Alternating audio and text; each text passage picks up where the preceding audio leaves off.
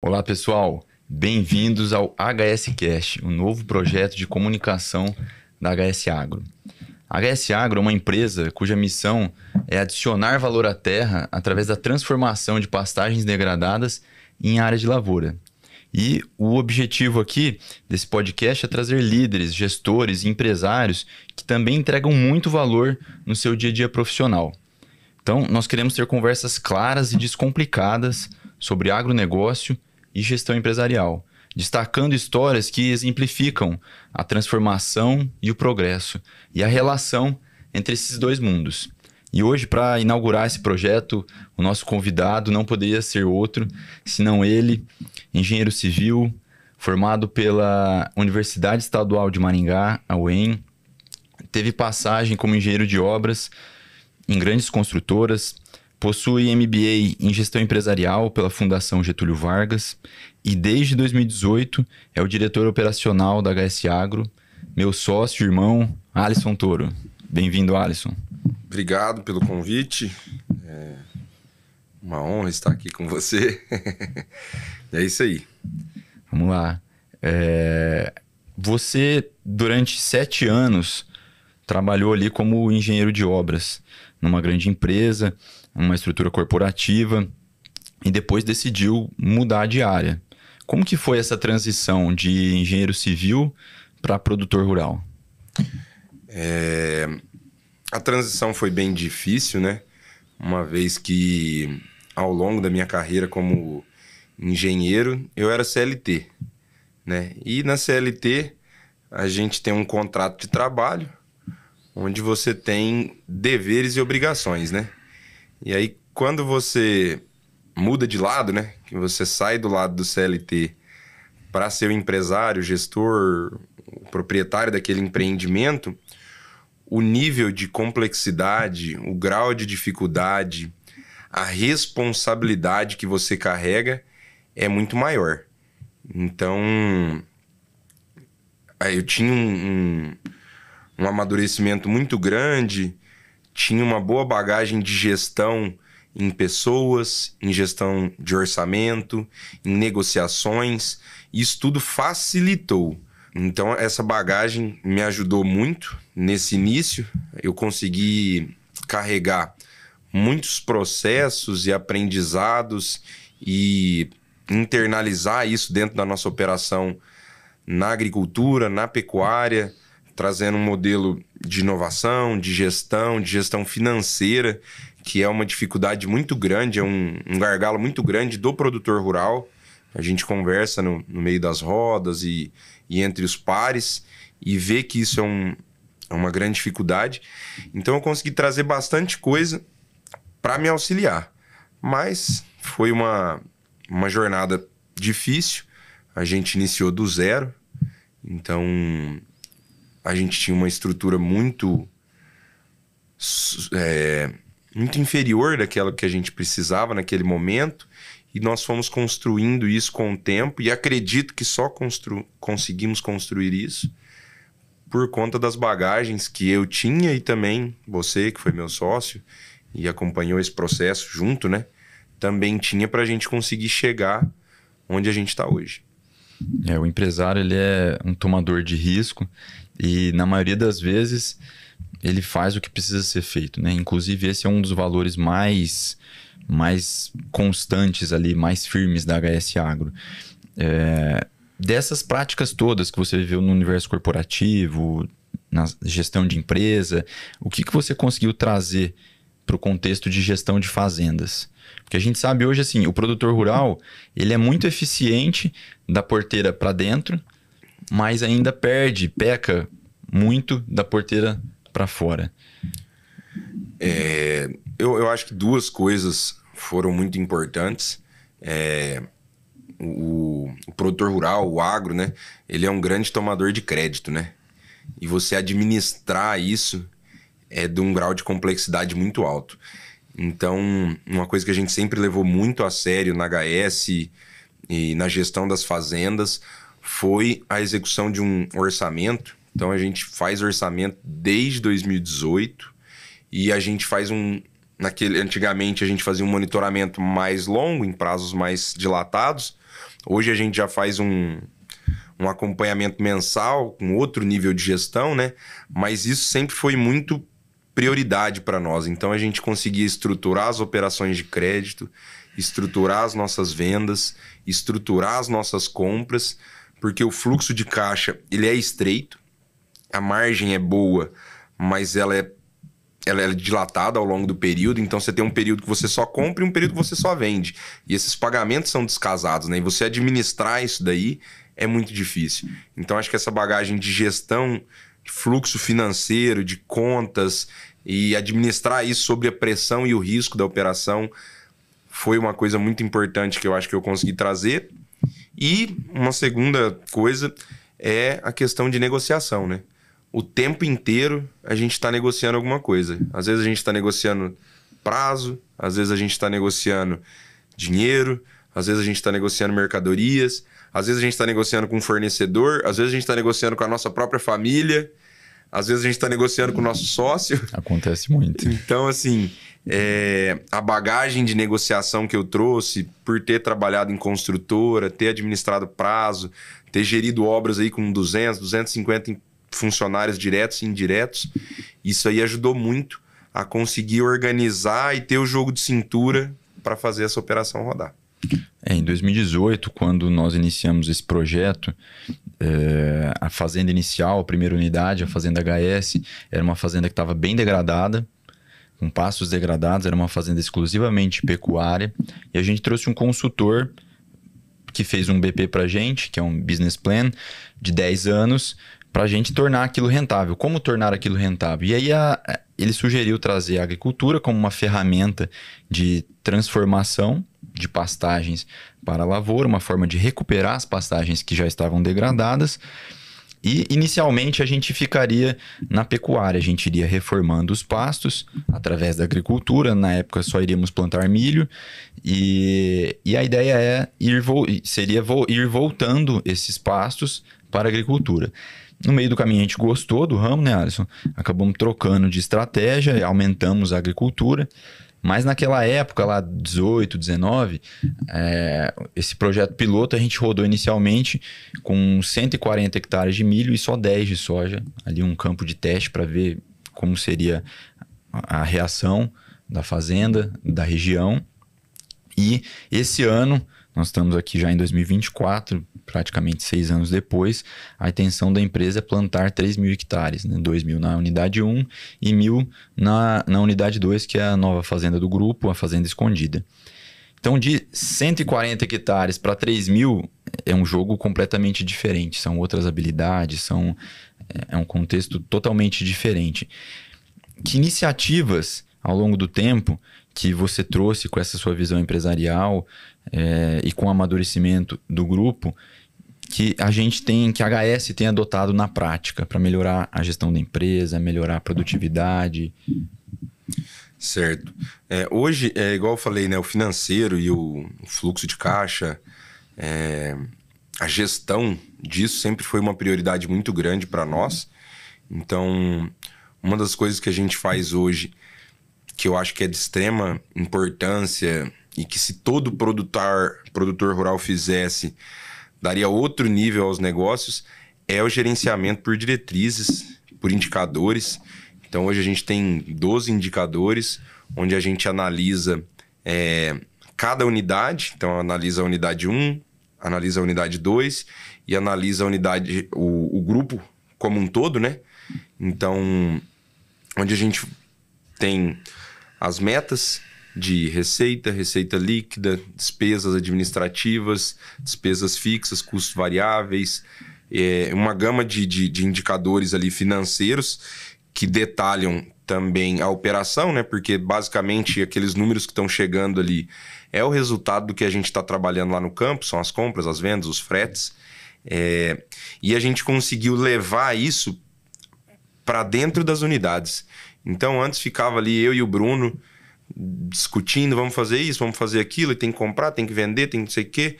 E hoje a gente consegue trazer lá a equipe, os gerentes de unidade, os supervisores de manutenção, até o almoxarifado, para entender onde a gente está tendo estouro no orçamento, onde a gente tem uma folga para a gente conseguir bater as metas.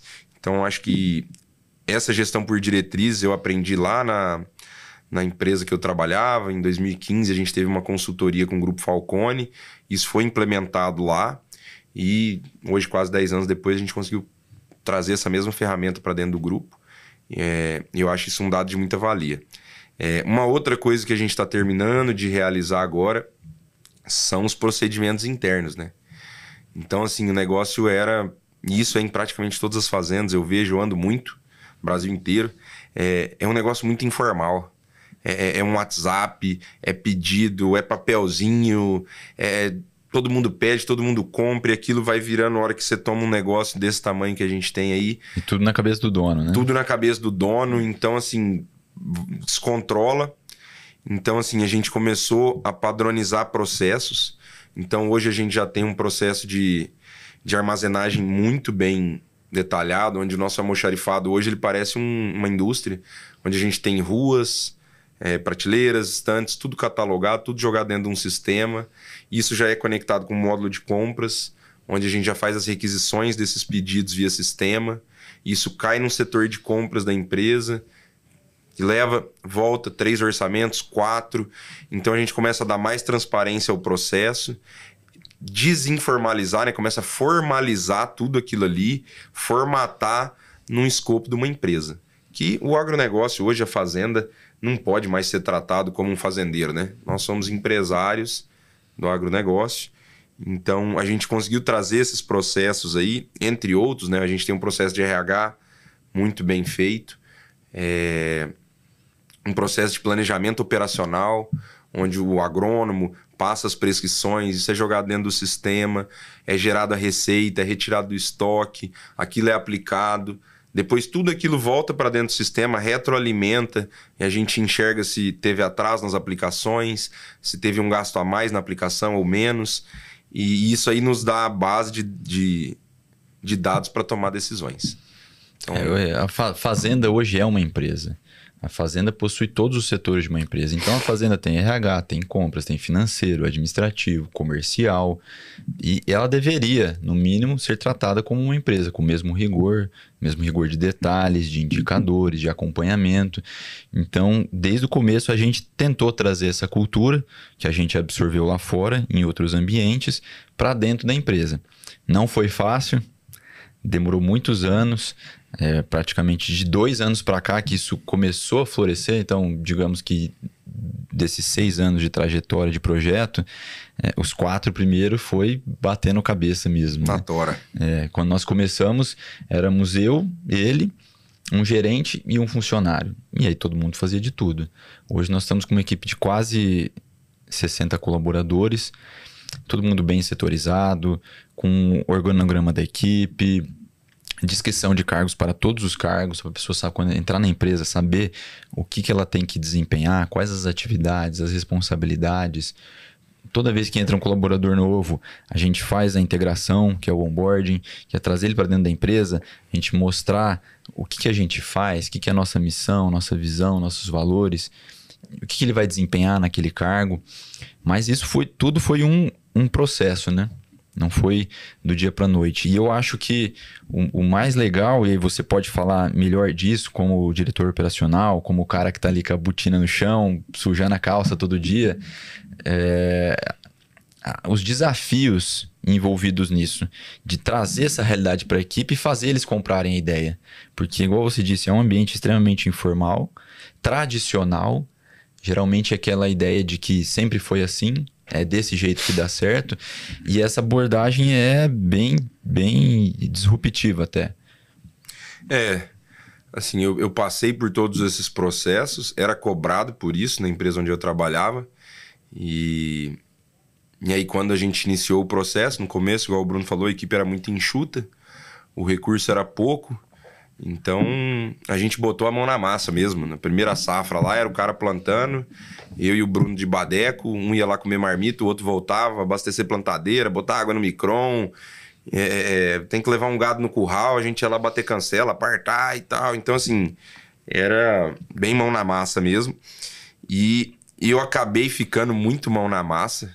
O operacional suga o empresário até... E cair para dentro do negócio, e a gente surfou uma onda muito boa, um boom de commodity, um governo favorável, crescemos bastante e fiquei muito focado na operação, né? Na execução, no dia a dia.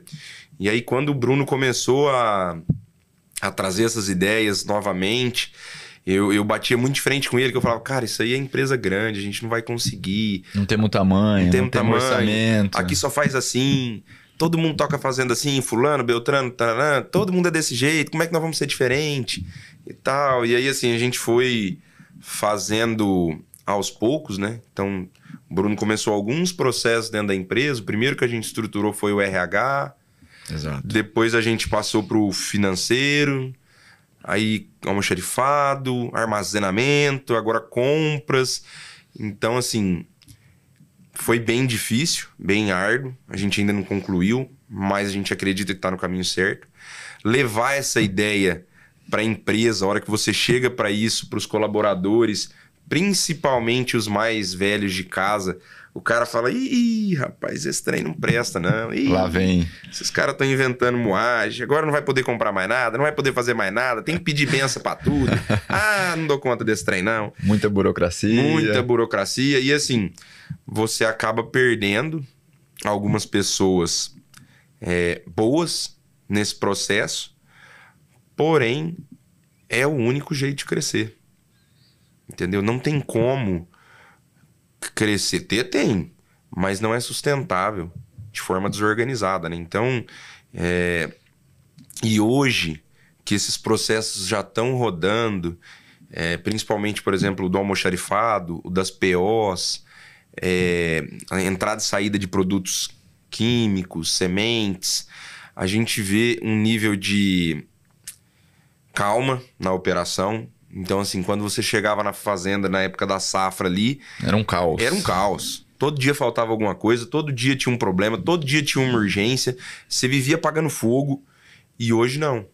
Então, hoje a gente já tem aquela informação, você consegue ir vendo o fluxo de saída do seu estoque. Então, você vê que aquele produto vai faltar antes. Então, você tem tempo de organizar. Você entende o porquê também está faltando. Se o problema é na operação, se o problema é o equipamento, se o problema é a área mesmo, às vezes tem uma infestação muito maior que não foi prevista. E antes não, era um gargalo, um buraco negro, e tudo ia entrando ali dentro e ninguém sabia explicar o porquê, né? Então hoje a gente consegue mapear melhor, se organizar melhor, se anteceder ao problema, e aí os próprios colaboradores veem que aquilo facilita a vida dele. Que ele começa a trabalhar menos estressado, menos sob cobrança, menos sob pressão, e a coisa tem uma fluidez mais calma. Com objetivos mais claros, né? E eu percebo também que isso acabou trazendo uma maturidade para a equipe. É óbvio que conforme a empresa cresce, geralmente, qual que é o trivial? As pessoas não crescem no mesmo ritmo que a empresa. A empresa acaba crescendo mais rápido que as pessoas. E é natural que algumas pessoas acabem, infelizmente, ficando pelo caminho, né? Mas a gente notou que toda essa trajetória acabou trazendo uma maturidade para a equipe que culminou nisso, numa calma, processos mais claros, metas atingidas. E uma coisa que foi crucial também, e o Alisson pode também falar melhor disso, é que nós começamos a abrir mais a empresa, inclusive no aspecto financeiro, para os colaboradores. O produtor rural, geralmente, a gente faz parte desse meio, convive com essa turma, é um cara tradicional, conservador, ele preza pelo sigilo, é um cara que não expõe sua vida pessoal. E aí isso tem os seus prós e os seus contras. Na operação, às vezes, acaba tendo muitos contras. Porque muitas vezes você quer engajar a equipe, você quer determinado resultado, mas você não mostra o macro para a equipe, não mostra o panorama geral. Então, você dá uma informação fragmentada para aquele cara de determinado setor da operação e dificilmente isso vai dar certo, né? Então, a gente começou a fazer essas reuniões de apresentação de resultado, com lá 5, 6 líderes dentro da empresa, onde a gente abre o orçamento anual, o previsto e o realizado, então abre também o faturamento anual da empresa, e a gente vai ali linha a linha olhando tudo que está acontecendo, todos têm suas responsabilidades, todos são donos de alguma parte do orçamento, para que juntos a gente alcance os mesmos objetivos. E aí isso se espalhou pela empresa inteira. Então hoje o cara do almoxarifado, ele sabe exatamente quanto que a gente vai colher, quanto que vai entrar dentro do estoque, o cara que fica na balança, o gerente de unidade. E isso acabou gerando um engajamento melhor na equipe também, né? Não que a gente não seja tradicional e conservador, né? Exatamente. A gente também é, só que a gente tem essa veinha pega aí do empresário, do empreendedorismo, né? E foi um passo muito importante porque os gestores, essas pessoas que começaram a participar dessa reunião, eles começaram a se cobrar e a cobrar da equipe, né? Então, assim, nosso orçamento em manutenção de veículos tá estourado. O que a gente vai fazer? E aí eles começaram a se cobrar, a auxiliar, a um ajudar o outro, a um cobrar o outro, a trazer também novos fornecedores para dentro da empresa, a trazer outras soluções do que as anteriores, que era simplesmente pega lá, manda arrumar, paga e tchau. Então, peraí, por que vai mandar arrumar? O que nós vamos fazer? Como que nós vamos fazer? Peraí, não é assim, não é questionar o fornecedor, trazer novos fornecedores, buscando o quê? Atingir a meta. Porque hoje ele tem claro lá que ele só pode gastar, sei lá, um exemplo, R$22 mil por mês com a manutenção de todos os veículos da frota ali da fazenda. Então as notas vão chegando, vão sendo lançadas no sistema. A equipe do financeiro nossa tem uma reunião quinzenal com o gerente de unidade. Então ele já traz pro cara, cara, esses custos aqui, você já tá estourando, bicho. Esses aqui você tá bem, esses aqui você tá mal. Aí o gerente se junta ali, né, com a equipe dele ali de liderados abaixo, passa o recado, passa a mensagem, gera os planos de ação e começa a agir em cima. Entendeu? Então, assim, o produtor rural, ele é um cara hoje muito técnico, especialista em produzir. A gente está vendo aí, o Brasil aumentou a quantidade de área, ela dobrou, né? De 20 anos para cá. Mas a produtividade de 20 anos para cá, ela aumentou em 6, 7 vezes. A eficiência operacional então, a eficiência absurda, operacional, né? Do proprietário de terra hoje, do agricultor, do pecuarista, ele aumentou demais. O boi que morria lá com 4 anos, morre com 1 ano e meio. Uma lavoura de soja que dava lá 25, 20, 30 sacos. Hoje nós temos inúmeros cases aí colhendo acima de 100 sacos em regiões que ninguém falava que ia virar agricultura. Então, assim, agora a gente precisa começar a tratar o lado empresarial. E foi nessa pegada que a gente entrou, estamos firme e acho que é o caminho para todos os produtores aí. Para um crescimento saudável, né? E para conseguir escalonar a operação também, porque mais importante do que dinheiro é também ter braço para executar, né? Então, se o empresário rural, o produtor rural, mais tradicionalmente falando, não se atentar a isso, ele dificilmente vai conseguir crescer, porque ele não vai conseguir estar em todos os lugares ao mesmo tempo. Ele precisa de time para poder executar a visão dele. Então, é extremamente necessário essa profissionalização do campo, do lado de fora da porteira, trazendo essas realidades aí do mundo empresarial. O Alisson, voltando mais assim para a história do grupo mesmo, para quem ainda não conhece, qual que é a origem do nome HS? A HS é o nome do nosso pai, Hélio Sanches. Quando meu pai comprou a propriedade lá em 2005, 2006, a fazenda se chamava Fazenda Quatro Irmãos. Então nós somos em 4 filhos, homens, né? E aí depois do seu falecimento em 2011, ali em 2013, 14 ali, eu e o Bruno, a gente acabou decidindo em comprar a parte dos outros sócios e operar esse ativo. E aí na época a gente ficou, né? E agora? Fazenda 4 irmãos, mas não é mais 4 irmãos, é só 2. Nós vamos arrancar 2 lá na plaquinha, vamos botar só 2, não vamos. E aí foi uma forma de homenagear mesmo. Nosso pai foi um baita do empresário, um empreendedor nato, né? Saiu do nada e quebrou 4 vezes, 3 vezes ao longo da carreira e ensinou muita coisa pra gente aí do mundo empresarial, né? Mesmo sem ter estudo nenhum, sem ter um G4, sem ter uma faculdade, sem ter nada, ele conseguiu ensinar muitos conceitos aí empresariais, de negociação, até mesmo de gestão, da forma dele, né? Então foi uma forma de homenagear, de manter o legado, de estar sempre lembrando aí quem foi essa pessoa. O agro tem muito dessa veia, né? O agro é tradicional, é família, e essas histórias acabam envolvendo muito a gente. Durante essa trajetória aí, desses 6 anos desse projeto que a HS Agro está executando, quais foram os maiores desafios na sua visão? Eu acho que num primeiro momento aí, né? Quando nós tomamos a decisão lá de cair para dentro, né? A gente entrou no negócio com uma mão na frente e outra atrás. Então, eu acho que no primeiro momento a alavancagem financeira, ela dá um frio na barriga. Só quem é produtor vai entender o que eu tô falando agora. Na semana do 30/4, ninguém dorme.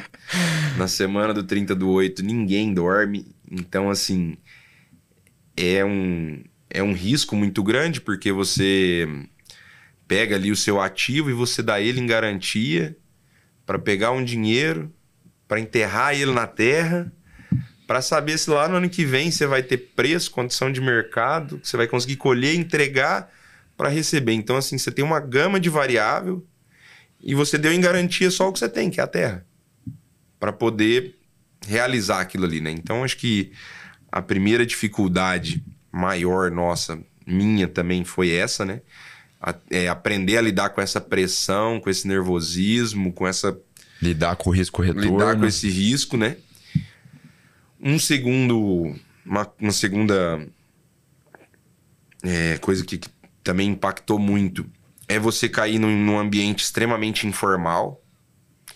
Então, assim, sem processo nenhum. Então, a gente não era, apesar do nosso pai ter uma raiz no agro, sempre ter levado isso como uma segunda fonte de renda, mas a gente não tinha essa experiência, não sabia gradear, calcarear uma área, análise de solo, não entendia nada da operação. Então você chegava lá e olhava, o cara falava, não, mas é assim que faz, eu gradei terra desde que eu tenho 10 anos de idade. Então, será que esse é o jeito mais eficiente, mais efetivo, onde gasta menos? E não ter nenhum processo para fazer aquilo ali. Tudo muito empírico, na prática. Tudo muito empírico. E aí você botava a sementinha lá e... Então, assim, eu acho que o segundo coisa foi a informalidade do negócio. E a informação também não era de tão fácil acesso, né? Hoje, eu acho que a pandemia, ela revolucionou aí o mercado de informação, né? Então, mas no começo ali a gente apanhou muito com isso aí. Graças a Deus tivemos bons profissionais, bons consultores aí que nos acompanharam e nos orientaram e nos ajudaram a atingir os resultados, né? Mas eu acho que os 2 grandes gargalos foram esses, né? E é uma construção, né? Não é do dia para a noite que isso acontece. Então lá se vão 6 anos. Tem que ter paciência, resiliência, aceitar esse risco, que não é fácil você tomar um risco nessa magnitude também. E é um jogo de acertos e erros, né? Você acerta numa safra, erra na outra, acerta numa compra, erra na outra. Um ano você trava o dólar e o dólar cai, o ano você não trava, o dólar sobe. E aí você vai entendendo todos esses mecanismos de bolsa, Chicago, dólar, trade, barter, aí mais toda a parte fitossanitária dentro da fazenda, mais a saúde financeira da empresa. Então é bem complexo. São muitas variáveis e muitas variáveis não estão na mão do produtor rural, né? Então, se você pensar hoje, clima, possibilidade de infestação no solo, vem uma praga de um vizinho, de uma região que você está perto, preço, você não controla preço. O preço hoje é composto por um tripé: câmbio, Chicago e prêmio. Todos esses são variáveis distintas, mapeadas em lugares diferentes. Então é uma atividade extremamente desafiadora, mas também muito gratificante, né, Alisson? Dado esse cenário do agronegócio no Brasil, a gente tem visto, você falou bem aí, de uma constante evolução. A gente vem aumentando muito a área de plantio ao longo dos últimos anos e também aumentando mais ainda a eficiência operacional, o ganho de produtividade. Como que você enxerga hoje o futuro do agronegócio no Brasil e o cenário global em que isso está inserido? Eu acho assim que o Brasil, para o agronegócio, é a bola da vez, né? Se você for olhar Índia, China, Estados Unidos, Europa, Austrália, Argentina, ninguém tem mais área agriculturável. Então, assim, é só aquilo ali. Então, se os Estados Unidos têm lá seus 70 e poucos milhões de hectares, que eles dividem entre milho e soja, uma safra só, né? Não tem mais nada para abrir. Não tem como isso virar 80, 90, 100. Então, assim, e o único país hoje que tem capacidade de expansão, e não estou falando de desmatamento, de derrubar a Amazônia, de nada disso. Nós estamos falando apenas de fazer o que a gente faz, converter áreas degradadas em áreas produtivas. E o único país que tem capacidade de fazer isso é o Brasil.